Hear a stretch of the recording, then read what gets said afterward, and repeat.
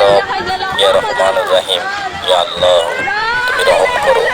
এই বন্যার্তদের পাশে থেকে তুমি রহম করো খোদা, তুমি রহম করো। তোমার রহমত ছাড়া বাঁচার কোনো উপায় নাই।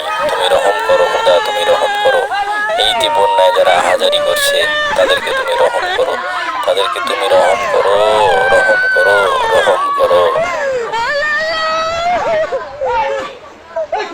বাড়ি হরিয়া মানুষ হরিয়া